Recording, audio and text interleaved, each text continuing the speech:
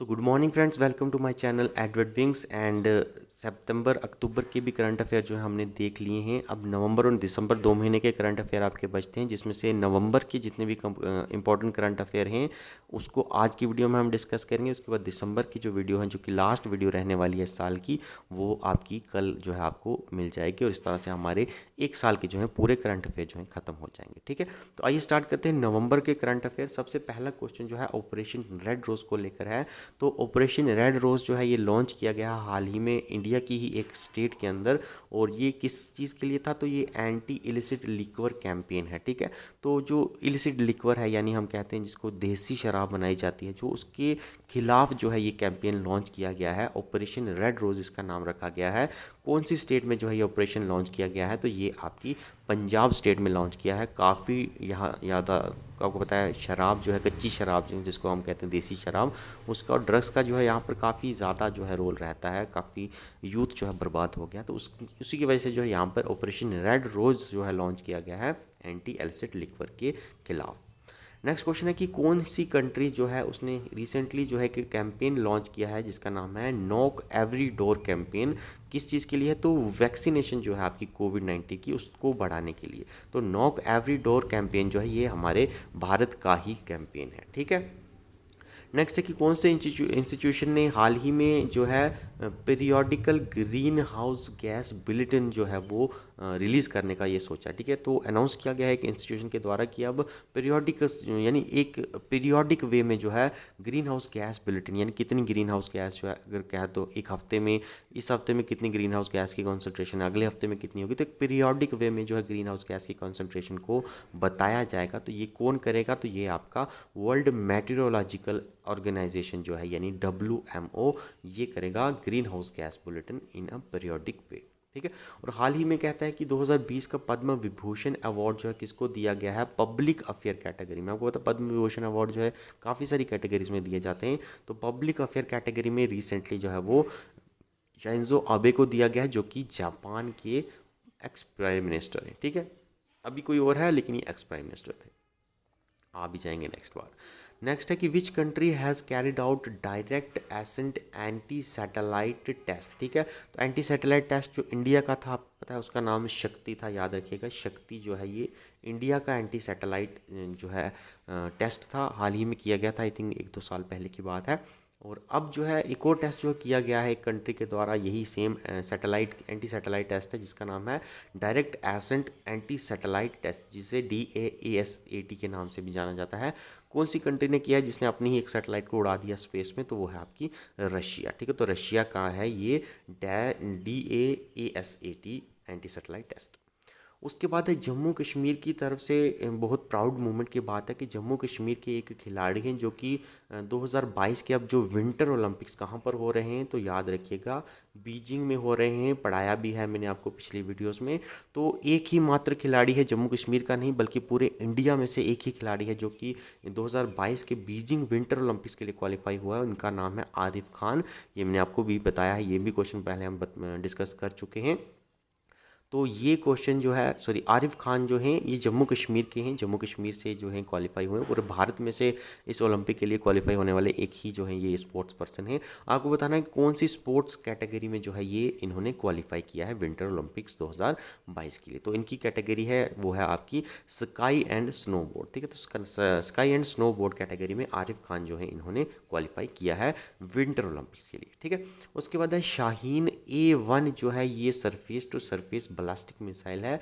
कौन सी कंट्री ने इसे हाल ही में लॉन्च किया है? तो शाहीन जो है पहले सिर्फ शाहीन नाम से आई थी, पाकिस्तान की जो है ये, याद रखिएगा, surface to surface ballistic missile है। अब उसी वर्जन में एक और जो है शाहीन 1A जो है उसको लॉन्च किया गया है और ये पाकिस्तान की मिसाइल है। ठीक है, उसके बाद है स्टार लिंक इंटरनेट सर्विस जो है, स्टार लिंक प्रोजेक्ट बहुत फेमस है। अभी हाल ही में जम्मू में तारों की ट्रेन जो है वो दिखाई गई थी, वो स्टारलिंक प्रोजेक्ट की ही सैटेलाइट्स थी। तो स्टारलिंक इंटरनेट के लिए जो है ये प्रोजेक्ट है कि जो दूर दराज के एरिया हैं वहाँ पर इंटरनेट जो है प्रोवाइड किया जा सके सैटेलाइट्स के माध्यम से। आपको बताना है ये कौन सी कंपनी का है और उस कंपनी के ऑनर कौन से हैं। तो याद रखिएगा स्टारलिंक प्रोजेक्ट जो है ये आपका स्पेस एक्स कंपनी का है, USA की प्राइवेट जो है एक स्पेस एजेंसी है, और इसके ऑनर जो हैं ये हैं एलोन मस्क। ठीक है, नेक्स्ट है कि 2021 की जो G20 समिट हुई है, इसको कौन सी कंट्री ने होस्ट किया है। 2021 की बात हो रही है, याद रखिएगा, कंफ्यूज मत होइएगा, साल ज़रूर देखिएगा। तो 2021 की जो कंट्री है G20 समिट को जिसने होस्ट किया है वो है आपकी इटली, ठीक है। और याद रखिएगा 2022 की जो समिट होगी G20 की, उसको होस्ट करेगी इंडोनेशिया, और आपकी इंडिया जो है ये 2023 की जो G20 की समिट होगी उसको होस्ट करेगी इंडिया। ये तीनों चीज़ें याद रखिएगा, तीनों में से कुछ भी पूछा जा सकता है, ठीक है। उसके बाद नेक्स्ट है कि which Asian country upgraded the status of least developed country to developing country, ठीक है। स्टेटस फ्रॉम, ठीक है, यहाँ पर फ्रॉम है। तो हाल ही में कंट्रीज़ थी, कुछ कुछ कंट्रीज़ थी जिनको कि पहले लीस्ट डेवलपमेंट, आपको पता है कि तीन तरह की कंट्रीज़ होती हैं, एक तो डेवलप्ड कंट्री है, एक डेवलपिंग कंट्री है, और एक लीस्ट डेवलप कंट्रीज़ होती हैं। तो हाल ही में क्या हुआ कि कुछ कंट्रीज़ जो कि लीस्ट डेवलप कंट्रीज़ की कैटेगरी में आती थी, तो अब वहाँ पर क्योंकि सिचुएशंस इंप्रूव हो गई हैं, तो उनका स्टेटस जो है अपग्रेड करके उनको डेवलपिंग कंट्री का टाइटल जो है वो दे दिया गया है। तो कौन सी कंट्री हाल ही में जिनको लीस्ट डेवलप कंट्री के स्टेटस से अपग्रेड करके अब डेवलपिंग कंट्री का स्टेटस दे दिया गया है। तो बांग्लादेश, नेपाल एंड लाओस तीनों ही कंट्री हैं जो कि पहले लीस्ट डेवलपिंग कंट्री थी और अब जो हैं ये डेवलपिंग कंट्री की कैटेगरी में आ गई हैं। और भारत भी अभी तक अलॉन्ग विद चाइना जो है डेवलपिंग कंट्री की कैटेगरी में ही आता है, ठीक है। नेक्स्ट है कि which organization has been selected for Indira Gandhi prize for peace disarmament and development for 2021। तो कौन सी ऑर्गेनाइजेशन है जिसको इंदिरा गांधी प्राइज़ मिला है पीस के लिए, किस क्या किया है इन्होंने, तो डिसआर्मामेंट एंड डेवलपमेंट की है, ठीक है। जो हमारे हथियार वगैरह हैं तो उनका कम यूज़ हो सके, इस कैंपेन को ये चलाते हैं। तो कौन सी ऑर्गेनाइजेशन है, तो ये है आपकी प्रथम, एक एनजीओ है, नाम याद रखिएगा, इसको मिला है इंदिरा गांधी, ठीक है। तो प्रथम एनजीओ जो है उसको मिला है आपका इंदिरा गांधी प्राइज़ पीस के लिए, ठीक है। नेक्स्ट स्वच्छ सर्वेक्षण अवार्ड जो है 2021 की, ये भी घोषित हो गए हैं। इसमें तीन चीज़ें आपको याद रखनी है कि क्लीनेस्ट स्टेट जो है सबसे बड़ी, अगर आप देखो जहाँ पर 100 से ज़्यादा अर्बन लोकल बॉडीज़ हैं, तो उसमें अवार्ड जो है दिया है वो छत्तीसगढ़ को मिला है। और क्लीनेस्ट स्टेट जो है जहाँ पर 100 से कम अर्बन लोकल बॉडीज़ हैं, तो वो उस स्टेट में जो है स्वच्छ सर्वेक्षण अवार्ड 2021 का जीता है झारखंड ने, ठीक है। और क्लीनेस्ट सिटी जो है बिल्कुल रो में जो है, जब से ये अवार्ड घोषित हुए हैं तब से लेकर अभी तक जो है इंदौर ही है जो कि क्लीनेस्ट सिटी का अवार्ड जीत रही है, और इस बार भी इन्हीं को जो है ये क्लीनेस्ट सिटी का अवार्ड मिला है, ठीक है। उसके बाद है 2021 का जेसीबी प्राइज़ जो है लिटरेचर में जो है ये अवार्ड मिलता है, याद रखिएगा। जेसीबी प्राइज़ जो है काफ़ी इंपॉर्टेंट प्राइज़ है, काफ़ी बार पूछा जाता है। 2021 का जो है ये किसको मिला है, तो 2021 का जो है ये एक बुक को मिला है जिसका नाम है दिल्ली द सॉलिलॉक, ठीक है। दिल्ली द सॉलिलॉक को जो है ये अवार्ड मिला है। और ये बुक जो है किसने लिखी है, तो ये बुक जो है रिटन बाय एम मुकुंदा, ठीक है, मुकुंदन, एम मुकुंदन ने जो है दिल्ली सॉलिलॉक बुक जो है लिखी है, जिसको जेसीबी प्राइज़ जो है वो लिटरेचर 2021 का मिला है। उसके बाद आईसीसी ने रिसेंटली जो है 2024 के जो T20 वर्ल्ड कप होंगे उसकी होस्टिंग के राइट जो हैं कौन सी कंट्री को दे दिए हैं, ठीक है। 2024 में जो T20 वर्ल्ड कप है, याद रखिएगा, फैक्ट्स कुछ याद रखिएगा कि हाल ही में आपको पता है 2020 का जो है ये होना था एक्चुअली T20 वर्ल्ड कप, जो कि 2021 में हुआ, और ये ऑस्ट्रेलिया में पहले रखा गया था, लेकिन कोविड-19 की वजह से जो है हालात यहाँ पर ठीक नहीं थे, तो फिर इसको शिफ्ट करके यूएई एंड ओमान में कर दिया गया, और इसमें जो है जीती ऑस्ट्रेलिया है, ठीक है। तो जो होस्ट कंट्री जिसको पहले रखा गया था वही जीती, न्यूजीलैंड को इन्होंने हराया था, ये चीज़ याद रखिएगा। और नेक्स्ट जो है 2022 में जो होने वाला है या इसी साल होने वाला है वो इंडिया में होगा। और इसके बाद 2024 के जो है अब होस्टिंग राइट जो है आईसीसी ने एक कंट्री को दे दिए हैं, तो वो कंट्री जो है वो कौन सी है, तो 2024 के होस्टिंग राइट जो है आईसीसी की तरफ से वो आपकी वेस्ट इंडीज़ को मिले हैं। और साथ ही साथ एक हैरानी की बात है कि आपकी यूनाइटेड स्टेट ऑफ अमेरिका को भी होस्टिंग राइट इसके मिले हैं, यानी 2024 के वर्ल्ड कप आपके वेस्ट इंडीज़ एंड यूएस में मिलाकर होंगे, यानी कुछ मैचेस जो हैं यूएसए में होंगे, कुछ वेस्ट इंडीज़ में।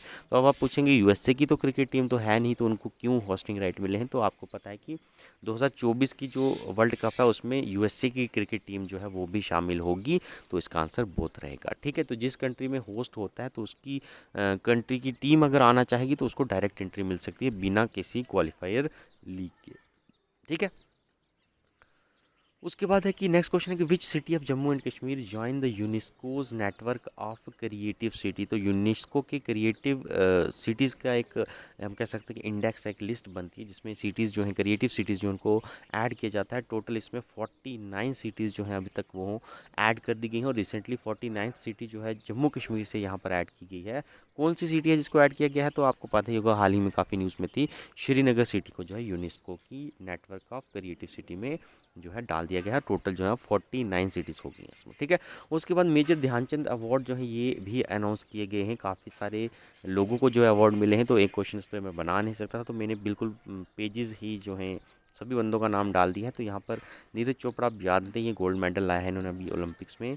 लवलीना बोरगोन, इनको भी जो है अवार्ड मिला है। उसके बाद अवनी लखेरा पर काफ़ी क्वेश्चन आए हैं, इनको भी याद रखिएगा। और क्रिकेट में से जो, क्योंकि काफ़ी बार पूछा जाता है, तो क्रिकेट में एक ही बंदा है जिसको मिला है, लड़की है मिताली राज, जो कि इंडियन वीमेन क्रिकेट टीम की जो है वो कैप्टन भी रह चुकी हैं। उसके बाद मनप्रीत सिंह जो है इनको हॉकी से मिला है। तो ये कुछ नाम है, इनको ज़रूर एक बारी नज़र में रखिएगा, इनमें से भी पूछा जा सकता है, ठीक है।